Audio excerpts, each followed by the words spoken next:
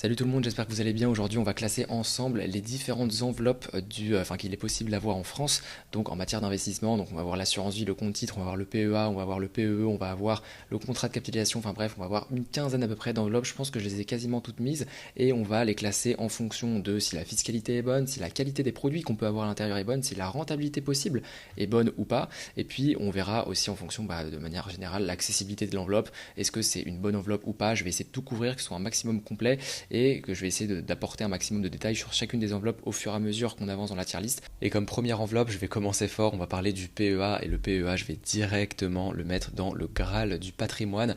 Pourquoi? Tout simplement parce que c'est une excellente enveloppe pour investir. Pour moi, tous les Français devraient avoir un PEA. Honnêtement, c'est une enveloppe que tout le monde devrait avoir, déjà parce que tout le monde peut en avoir une. C'est pas le cas de toutes les enveloppes, dans le sens où eh bien l'accessibilité est vraiment aujourd'hui, enfin c'est très accessible, c'est une enveloppe qui est très accessible. Et en plus de ça, c'est une enveloppe qui va conférer l'un des meilleurs avantages fiscaux qu'on a en France. Et en fait, on va avoir donc l'avantage fiscal au bout de 5 ans qui fait qu'on va payer seulement 18,6% sur la plus-value au lieu de 31,4%. Donc la flat tax qui a été rehaussée, finalement nous on a une fiscalité qui est réduite là-dessus et on va pouvoir investir dans plein d'actions différentes. Alors pourquoi les actions? Alors c'est vrai que le PEA c'est majoritairement une enveloppe qui est faite pour les actions, un PEA plan épargne en actions. Donc forcément on va pouvoir investir seulement dans les actions, ou en tout cas quasiment uniquement dans les actions, via soit des titres en direct, soit via directement des ETF qui sont soit européens, soit extra-européens grâce à leurs caractéristiques synthétiques.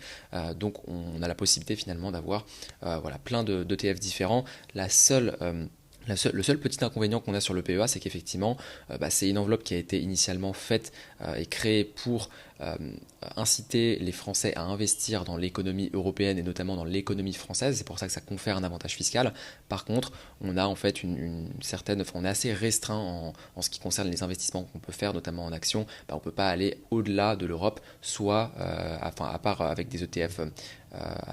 À part avec des ETF synthétiques, ce qui fait qu'on a quand même une certaine limite en termes d'investissement, mais par contre derrière l'avantage fiscal qu'on a est excellent et c'est vrai qu'on peut largement compenser ça avec le peu d'ETF on va dire, ou le peu de fonds, le peu de possibilités qu'on a à l'intérieur du PEA peut entièrement suffire en tout cas pour commencer à investir, ce qui fait que c'est vraiment, moi je le mets directement dans le Graal du patrimoine parce que ça regroupe pour moi trois caractéristiques qui sont intéressantes, qui sont les investissements qui sont intéressants, qui sont très intéressants qu'on peut faire à l'intérieur, l'avantage fiscal à la sortie et aussi et surtout l'accessibilité. Tout le monde peut avoir un PEA aujourd'hui, c'est très simple.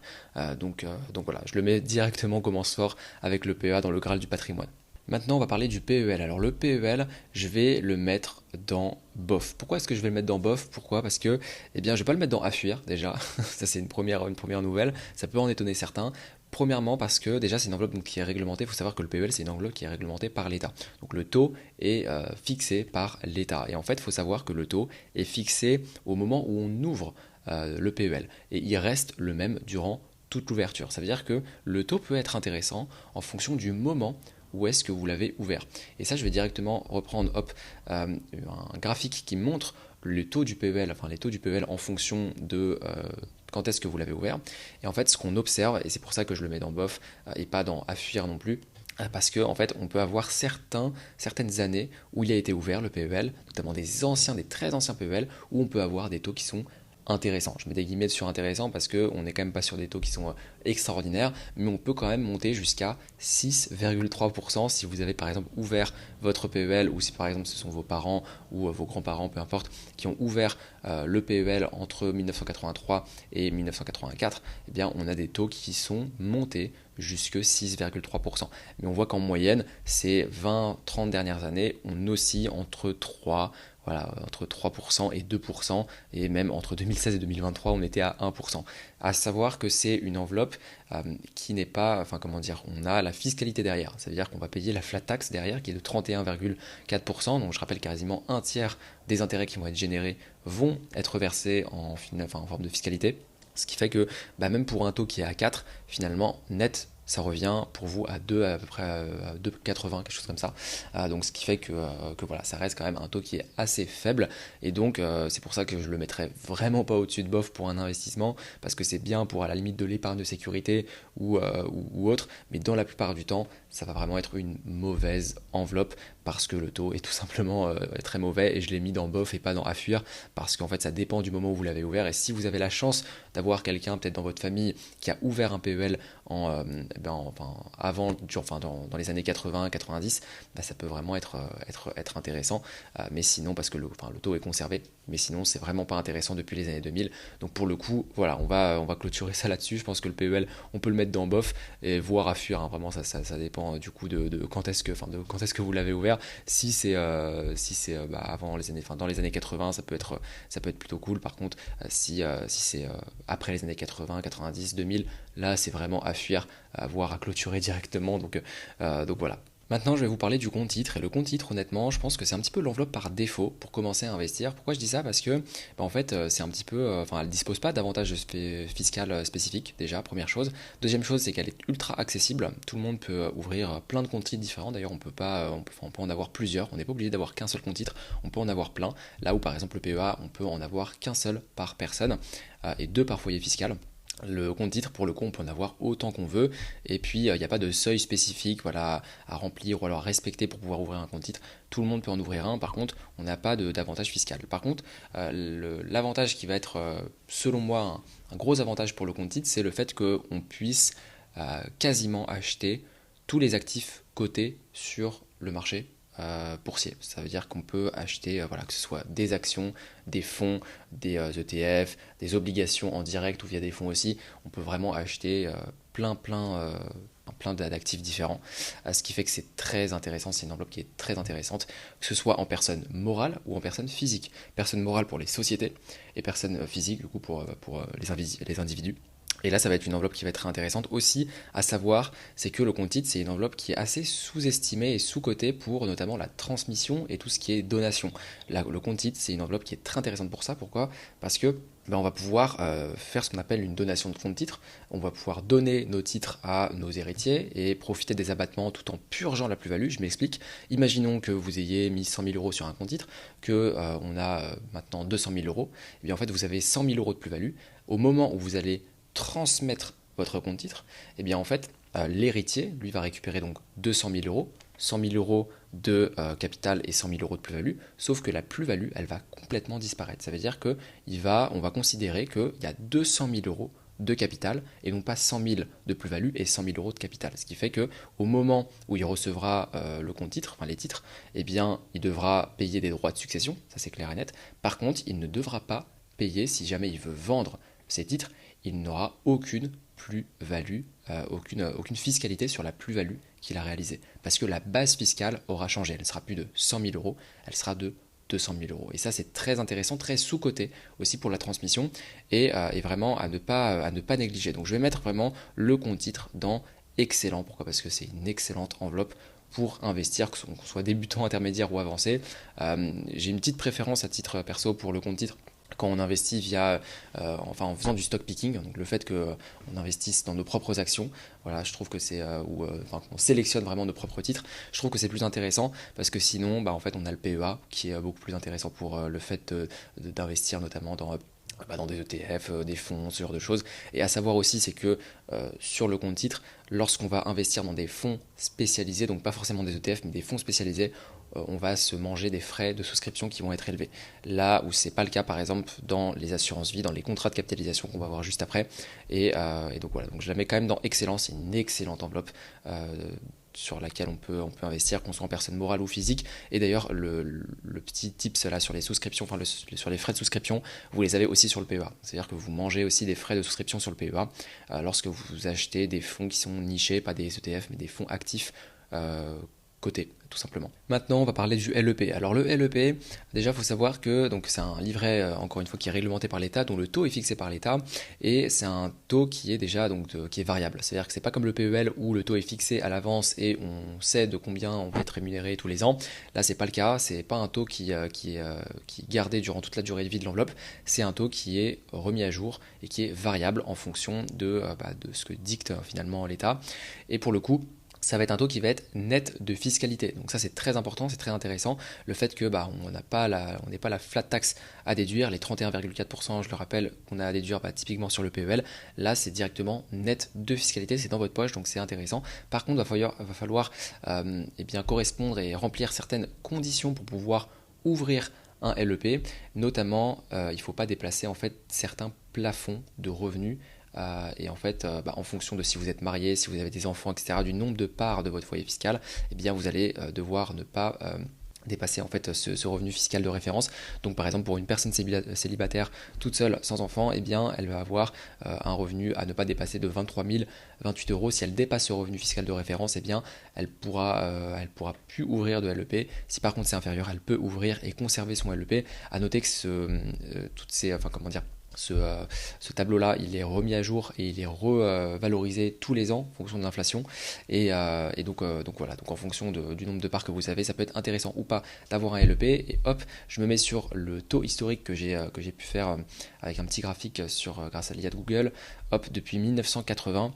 En fait, on a les taux 1982, l'apparition du LEP, on a les taux historiques et en fait on voit que typiquement en 2022-2023 c'était un livret qui était très intéressant. Pourquoi? Parce que en période de forte inflation, il était revalorisé et on avait 6,10 pendant un court moment, c'est sûr, mais on avait 6,10% d'intérêt, donc c'est vraiment de l'argent gratuit à ce moment-là. Il faut en avoir un si vous avez la possibilité d'en avoir un.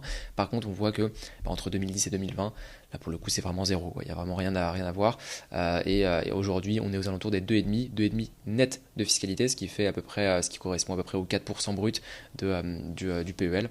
Donc voilà, pour de l'investissement, c'est sûr que c'est pas du tout à avoir, hein. Enfin c'est plus pour de l'épargne de sécurité, sur deux choses, ou alors de l'épargne vraiment qui est très très que vous voulez garder safe, mais dans tous les cas vous n'allez jamais avoir de gros rendements avec ça, ou alors quand on va avoir des taux d'intérêt qui vont être très élevés, ou alors un pic d'inflation comme on l'a eu en 2022, et donc voilà, donc finalement hop, je vais le mettre dans BOF. Pourquoi dans BOF? Parce que dans tous les cas les livrets je vais jamais les mettre au-dessus de BOF, parce que c'est pourri, hein, pour l'investissement. De toute façon c'est vraiment pas à avoir, c'est à bannir. Par contre je vais pas le mettre dans à fuir non plus, parce que en fonction de si vous correspondez aux critères du LEP, ça peut être plus intéressant d'avoir un LEP par exemple qu'un livret A. Oui, en fait c'est vraiment ça. Le livret A, typiquement, pour moi ça va être on verra juste après, mais ça va être moins intéressant que le LEP si vous correspondez aux conditions d'ouverture. Par contre, si vous ne correspondez pas aux conditions d'ouverture, pour le coup ça ne vous concerne pas. Et voilà. Et pourquoi le PEL je l'ai mis dans BOF? On l'a vu, hein, de toute façon, hein, c'est parce que si vous avez, en fonction de quand est-ce que vous avez ouvert votre PEL, ça peut être plus ou moins intéressant. Mais si vous avez ouvert votre PEL par exemple en 2010 ou 2015, là pareil, ça sera à fuir, à bannir. Et donc voilà, donc on va passer au PER. Donc le PER pour moi c'est une enveloppe qui peut à la fois être très intéressante comme à la fois être complètement bannir au sein de votre patrimoine. Et ça va dépendre d'une seule chose, d'une seule métrique, qui est en fait le revenu que vous avez. En fait, si vous avez un gros revenu, et que notamment vous êtes sur des hautes tranches marginales d'imposition, là le PER ça va vraiment être ça va être génial. Ça va être génial, pourquoi? Parce que vous allez pouvoir déduire en fait, de toute façon je ferai une masterclass je pense sur le PER, je ferai une grosse vidéo sur le PER que vous pourrez regarder, mais en gros vous allez pouvoir déduire les versements sur votre revenu fiscal, ce qui fait que si vous avez 50 000 euros de revenus annuels, que vous versez 5 000 euros, vous allez être fiscalisé à l'impôt sur le revenu, non pas sur 50 000 euros de revenus, mais sur 45 000 euros. Vous allez déduire les versements de votre PER sur votre revenu fiscal. Et ça c'est très intéressant, ce qui fait que d'un côté vous baissez votre fiscalité, la fiscalité de votre foyer fiscal, donc vous gagnez en impôts, et en plus de ça, vous allez pouvoir faire capitaliser ces 5 000 euros sur l'horizon de temps souhaité. Ça va être jusqu'à la retraite, du coup, donc c'est une enveloppe qui est bloquée jusqu'à la retraite. C'est un inconvénient, c'est sûr. C'est une enveloppe qui est bloquée jusqu'à la retraite et qui, pour le coup, va pouvoir capitaliser jusqu'à la retraite. Donc vous allez pouvoir mettre plein d'investissements différents. Là aussi, par contre, ça dépend des PER, hein. Il y a des PER qui sont très très bons, des PER qui sont très très mauvais et qui sont à bannir dans tous les cas. Et donc là aussi, ça va dépendre du choix du PER. Enfin bref, je ferai, je pense, une vidéo sur le PER. Dans tous les cas, ça peut être une enveloppe qui est complètement à fuir, ou même le Graal du patrimoine si vos revenus sont très très élevés. En fait, ça va vraiment dépendre des revenus que vous avez. Si vous êtes sur la tranche marginale d'imposition à 41% ou à 45%, ça va vraiment être obligatoire obligatoire d'avoir un PER. Si vous êtes sur la tranche marginale d'imposition à 11% ou à 0, là pour le coup c'est à fuir, ça sert à rien. Et donc voilà, donc ça commence à devenir intéressant à partir du moment où on dépasse la tranche, enfin on est sur la tranche des 30%, et au-dessus de 30%, 41, 45, ça devient obligatoire d'en avoir un. Donc je vais la mettre dans bien, l'enveloppe du PER. Pourquoi? Parce que ça dépend vraiment en fait de votre revenu. Si vous avez un revenu qui est très élevé, ça va être le Graal, ça va être excellent. Si par contre vous avez un revenu qui est faible, eh bien ça va être plutôt dans à fuir.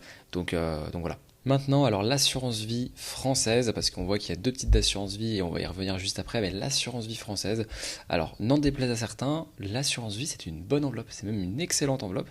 C'est en fait un couteau suisse, pour moi c'est vraiment un couteau suisse de l'investissement. Vous allez pouvoir tout faire, vous allez pouvoir investir pour développer votre patrimoine, vous allez pouvoir avoir un avantage fiscal de sortie au bout de 8 ans, voilà. Et vous allez pouvoir avoir aussi un avantage successoral qui est en plus très facilement optimisable et comment dire, qui est vraiment incroyable, hein, qui se fait via la clause bénéficiaire, etc. Enfin bref, de toute façon, je vous prépare ça je voulais vous le dire aussi, je vous prépare une masterclass, une véritable masterclass sur l'assurance vie qui va arriver, qui dure vraiment 1 heure, etc., qui développe tous les avantages et les inconvénients de l'enveloppe. Et vous allez voir qu'en fait c'est une enveloppe qui est très intéressante, on déplaise à certains. C'est vrai que la plupart des contrats d'assurance vie proposés dans les banques, dans les établissements traditionnels, chez les assureurs, etc. sont mauvais. Et ça, j'ai rien à y redire, hein. Franchement c'est vrai et c'est même scandaleux. Par contre, ça ne fait pas de l'assurance vie en elle-même une mauvaise enveloppe.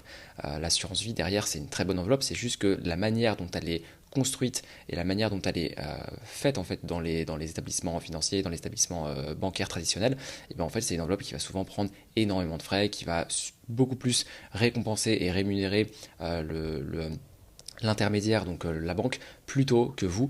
Et donc dans ce sens-là, oui, c'est pas une bonne enveloppe, mais si vous sélectionnez de bons contrats, et ben en fait l'assurance vie est et reste une enveloppe qui est très très intéressante. Donc c'est pour ça que je vais la mettre dans excellente, parce qu'en fait elle résume pour moi, enfin c'est vraiment comment dire, elle a vraiment les trois avantages pardon, qu'il faut. L'investissement, où on peut sélectionner plein on a un univers, un champ des possibles qui est extrêmement grand, qui est comme le compte titre en fait. On va pouvoir sélectionner plein de fonds. La seule chose à la limite qu'on va pouvoir pas faire, qu'on ne va pas pouvoir faire, pardon, ça va être le stock picking, le fait de faire des achats d'actions, des titres en direct. Ça va être plus compliqué. Alors on peut en faire, mais en fait le compte titre ou le PEA sont des enveloppes qui sont plus faites pour ça que l'assurance vie.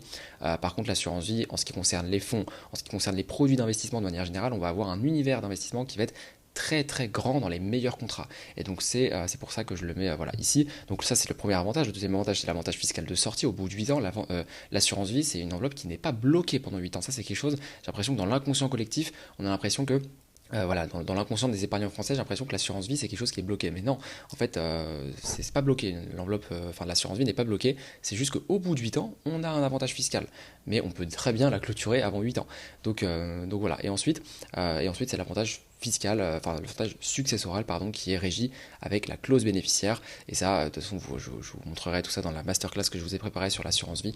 Il y a vraiment un module complet là-dessus et c'est très très intéressant. Donc voilà, je la mets dans excellente et voilà. Donc maintenant le compte à terme. Alors le compte à terme pour moi c'est directement dans la fuir. Pourquoi? Parce que en fait déjà premièrement c'est un taux qui est brut. Deuxièmement c'est une épargne qui est engagée sur une certaine période. Donc ça peut être 3 mois, 6 mois, 12 mois, 18 mois, 24 mois, etc. Et plus on va s'engager sur une échéance longue, plus on va avoir un taux qui est élevé. Sauf que, en fait, vous l'aurez compris, mais plus on s'engage on n'a aucun intérêt à s'engager sur des échéances longues. Pourquoi? Parce que si on a un horizon qui est long terme, on va sur d'autres enveloppes qui sont beaucoup plus intéressantes en termes d'investissement et en termes de rendement. Et donc là, le compte à terme, du coup, perd de son intérêt parce que les taux sont très faibles quand on a des échéances qui sont courtes et on va avoir des taux qui sont en ce moment aux alentours de 2%. Donc c'est vraiment vraiment mauvais et en plus de ça c'est brut de fiscalité. Alors vous me direz peut-être si on prend par exemple le LEP en 2020 c'était 1% et là je suis totalement d'accord avec vous et dans ce cas là le LEP de toute façon c'est à fuir. Par contre là où ça peut être intéressant et là où justement je mets le LEP et le PEL sur des sur un niveau un petit peu supérieur, vous l'aurez compris, c'est dans certains cas. Dans le cas où on est sur un cycle inflationniste, comme on l'a vu en 2022, et là où le taux est très élevé. Dans le cas où on a des taux qui sont très élevés, comme dans les années 80 ou début des années 2000, 80, 90, etc. Là où on a des taux qui sont très élevés sur le LEP. Ou encore, là, sur le PEL, si vous avez ouvert votre PEL, je me le répète, si vous avez ouvert votre PEL dans les années 80. Donc là, ça peut être intéressant. Mais sinon, en ce moment, si on ouvre un PEL maintenant, si on ouvre un LEP maintenant, et si on ouvre un compte à terme maintenant, globalement, ça va être les mêmes rendements et ça va être mauvais. Donc voilà, c'est pour ça que le compte à terme, je le mets dans mauvais, parce que dans tous les cas, c'est selon moi quelque chose qui est pas très bon. En fait, dans le seul cas où ça va être bon, c'est quand globalement c'est peut-être à la limite pour des personnes morales, où on va s'engager peut-être sur 12 mois, sur 18 mois, sur certains comptes à terme, et encore, il faut que les taux soient élevés pour que ce soit intéressant. Sinon, si on a des échéances de temps qui sont plus longues, en fait, on va aller sur d'autres enveloppes. Donc voilà, donc c'est pour ça que pour moi, c'est vraiment pas intéressant. Donc je me mets directement dans à fuir. Pour moi, le compte à terme, en tout cas en personne physique, c'est à fuir. Ensuite, le livret A. Le livret A, pour moi, alors encore une fois, je parle d'investissement, c'est à fuir. Pourquoi? Parce que, en fait, c'est un livret d'épargne. En fait, c'est un livret d'épargne, c'est pas une enveloppe d'investissement.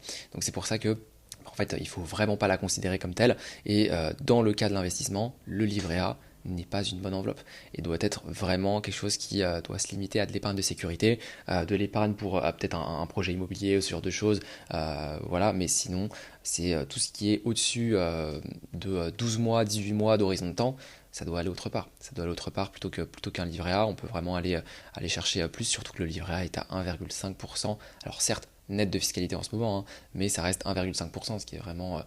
vous perdez de l'argent avec l'inflation. Vous perdez de l'argent avec l'inflation rien qu'avec le livret A. Donc voilà, pour moi, c'est à fuir pour ce qui est d'une enveloppe d'investissement. Encore une fois, je me répète, parce que effectivement, j'ai un livret A. Je pense que tous les épargnants français ont un livret A, mais ça ne sert pas pour de l'investissement. Ça sert pour une épargne de sécurité, pour de l'épargne sur un projet court terme, pour, je sais pas, voilà, préparer des vacances dans 6 mois, j'en sais rien, mais en fait, c'est vraiment de l'argent qui va juste dormir, qui va en fait stagner et qui va avoir pour objectif de juste être dépensé dans 6 mois ou dans maximum un an, quoi. Donc voilà, donc vraiment à fuir avec le compte à terme, pareil. Et là, il n'y a pas de spécificité où ça peut être intéressant. En fait, voilà, le LEP est typiquement plus intéressant que le livret en termes de taux. Et donc voilà. Maintenant, je vais vous parler du contrat de capitalisation. Et le contrat de capitalisation, c'est une enveloppe qui est sous-cotée, selon moi. Une enveloppe qui est très sous-cotée. Pourquoi? Parce qu'en fait, souvent, elle grandit un petit peu dans l'ombre de l'assurance vie. Pourquoi? Parce que déjà, il faut savoir qu'en personne physique, je dis en personne physique parce qu'après, il y a le contrat de capitalisation en personne morale, et ça, j'y reviendrai juste après, mais en personne physique, on a le même avantage fiscal de sortie que l'assurance vie au bout de 8 ans. Donc avec les fameux abattements de 4 600 € pour une personne, 9 200 pour deux. Et par contre, on n'a pas l'avantage fiscal, l'avantage successoral qu'à l'assurance vie. Ce qui fait qu'en fait, c'est souvent considéré comme moins intéressant parce qu'on n'a pas cet avantage fiscal-là, on n'a pas cet avantage successoral-là, des 152 500 € par bénéficiaire, puis au-dessus, etc. Donc l'avantage hors succession que procure l'assurance vie via sa clause bénéficiaire, on ne l'a pas avec le contrat de capitalisation. Par contre, donc ce qui fait que c'est un petit peu, elle grandit un petit peu dans l'ombre de l'assurance vie. Par contre, il faut savoir une chose, c'est que le contrat de capitalisation en matière de succession, peut avoir les mêmes avantages que le compte titre que j'ai dit, que j'ai expliqué, que j'ai détaillé tout à l'heure. C'est-à-dire quoi? Ça veut dire que si par exemple, notamment avec la purge de la plus-value, c'est-à-dire que si vous investissez 100 000 €, en fait votre contrat augmente, on va dire, aller à 300 000 €, l'héritier, au moment où vous décédez, l'héritier, lui, va payer les droits de succession sur 300 000 €. Par contre, il va récupérer 300 000 € avec une base fiscale de 300 000 €. Ça veut dire qu'il n'y aura plus de plus-value de 200 000 €. La plus-value, elle sera purgée. Il y aura donc zéro plus-value et 300 000 € de capital, comme si c'était du capital versé. En fait, ce qui fait que c'est une enveloppe, et c'est souvent très utilisé par les familles fortunées, c'est que c'est une enveloppe qui est souvent intergénérationnelle. Ça veut dire que c'est une enveloppe que vous pouvez garder et de manière transgénérationnelle, et qui continue de croître et de perdurer avec le temps, parce qu'en fait, on ne paye que, entre guillemets, les droits de succession, et en plus de ça, avec du démembrement, etc., ça peut encore une fois réduire la fiscalité, parce que le contrat de capitalisation, c'est un contrat qu'on peut venir démembrer. Si vous connaissez le démembrement immobilier, c'est la même chose. Je ferai, à mon avis, peut-être une vidéo là-dessus, parce que c'est aussi un peu plus complexe, mais c'est très très très avantageux, déjà en matière de développement du patrimoine, parce qu'on a un univers de possibles, des possibles, comme le compte titre qui est très très vaste, et comme l'assurance vie aussi qui est très très vaste quand on choisit les meilleurs contrats. En plus de ça, en matière de succession, ça peut parfois être très complémentaire à l'assurance vie, justement. C'est là que ça peut être très avantageux, c'est que c'est très complémentaire à l'assurance vie, notamment avec du démembrement, avec ce que je vous ai dit sur les droits de succession qui vont venir en fait, qui vont venir être payés, mais on va venir purger la plus-value, donc finalement ça va réduire la fiscalité successorale par rapport à des enveloppes classiques. Et et donc voilà, donc finalement, en fait, je me perds un petit peu dans mes explications, mais finalement, c'est une enveloppe qui est selon moi déjà très sous-cotée, alors qu'en fait, elle dispose de tous les avantages, enfin de très bons avantages, comme du coup la fiscalité, qu'on n'a pas du coup sur le compte titre, la fiscalité de sortie avec les abattements de l'assurance vie, la fiscalité successorale, certes qui est différente de l'assurance vie, mais qui en comporte certains, notamment sur la purge de la plus-value, notamment sur le démembrement, et ensuite la partie univers d'investissement disponible, on peut avoir plein d'investissements disponibles, que vous soyez un profil qui soit à risque ou pas à risque, on peut faire plein de choses. La seule chose à la limite qu'on ne va pas pouvoir faire au sein d'un contrat de capitalisation, français je parle aussi, parce qu'après il y a le contrat de capitalisation luxembourgeois, j'y reviendrai juste après, c'est du stock picking. Le stock picking pour le coup sera plus pour le compte titre. Donc voilà, pour ça, pour toutes ces raisons, je vais la mettre dans excellente, comme l'assurance vie, et aussi je vais la mettre dans excellente. Pourquoi? Parce que en personne morale, c'est une enveloppe qui est extrêmement intéressante aussi. Donc voilà, qui est d'ailleurs dans la plupart du temps mieux que le compte titre. Maintenant, on va parler de l'assurance vie luxembourgeoise. Vous voyez que je l'ai mis en petit, donc peut-être que vous ne voyez pas, hein, mais l'assurance vie luxembourgeoise qui est différente de l'assurance vie française. Et en fait, pour moi, je vais directement la mettre dans le Graal du patrimoine. Pourquoi? Tout simplement parce que c'est une enveloppe sur laquelle on peut tout faire, absolument tout faire. Je m'explique, on peut intégrer tous les actifs, en fait tout ce que vous imaginez en termes d'actifs, vous pouvez l'intégrer dans votre assurance vie luxembourgeoise.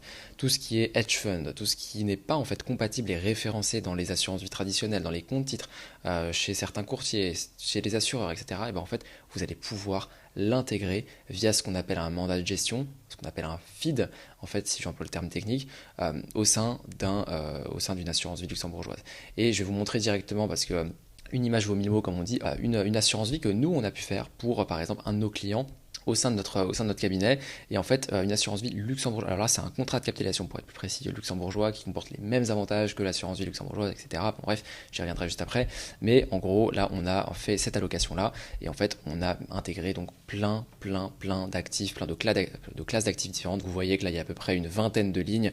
Donc, on va avoir du private equity, on va avoir des ETF classiques, des ETF smart beta, on va avoir des hedge funds, on va avoir des fonds de performance absolue, des fonds long short, on va avoir des fonds infrastructure, de la dette privée, etc., des fonds de fusion-acquisition, enfin bref, des fonds qui sont plus ou moins nichés, plus ou moins larges, afin de couvrir toutes les classes d'actifs, tout type de secteur, tout type de classe financière finalement, et afin que le portefeuille soit un maximum décorrélé. Décorrélé, ça veut dire quoi? Ça veut dire que quand on a des marchés qui vont chuter de moins 20%, nous, on va faire en sorte que le marché soit complètement amorti par cette décorrélation, le fait que voilà, on va avoir des actifs qui vont compenser les pertes d'autres actifs. Ce qui fait que, par exemple, lorsque, ce portefeuille-là, lorsque le marché fait à peu près moins 20% en 2022, nous, ce portefeuille fait à peu près moins 2%.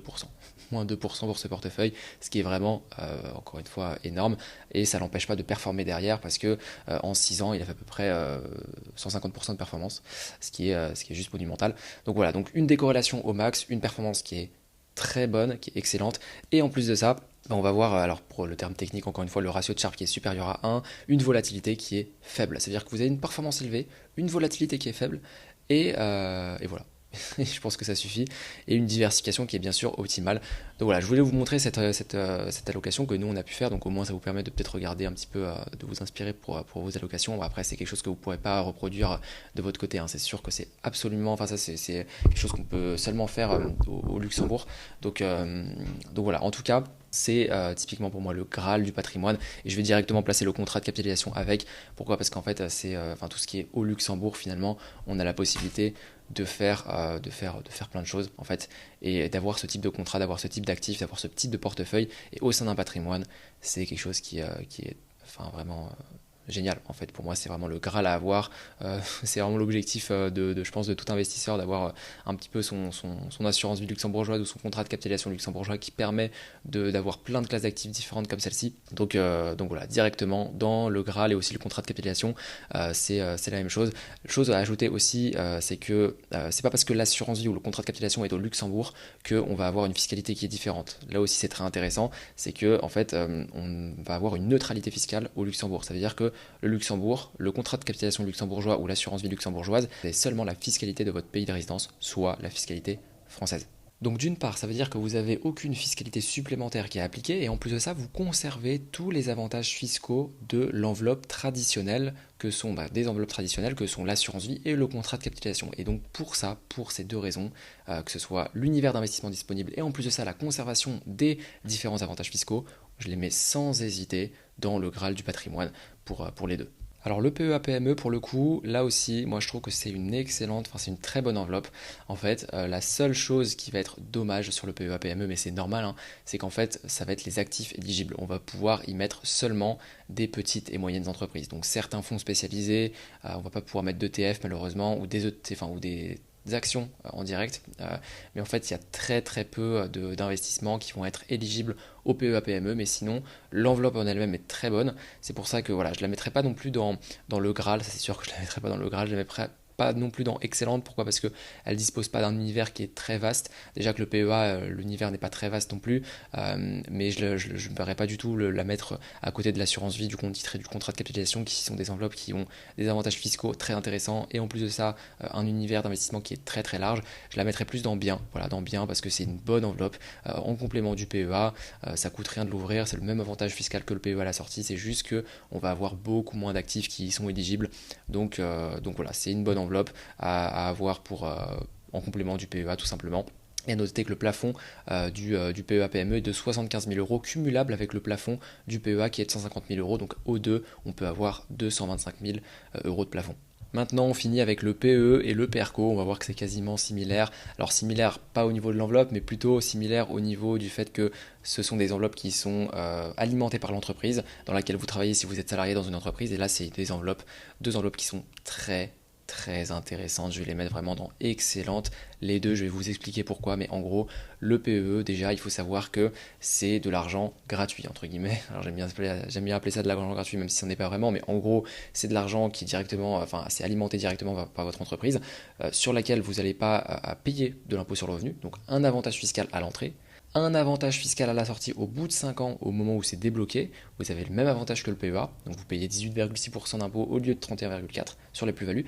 Et en plus de ça, à l'intérieur, vous allez pouvoir capitaliser sur certains fonds. Alors le seul inconvénient, moi, que je trouve qu'il y a sur le PE et le PERCO, ce sont le fait que les fonds disponibles ne sont pas vraiment très intéressants. Alors on va pouvoir avoir mieux, parfois on a quand même des fonds qui sont plutôt bien, mais en fait on est assez restreint en matière d'investissement. On a souvent 5, 6, 7, 8 fonds qui sont proposés.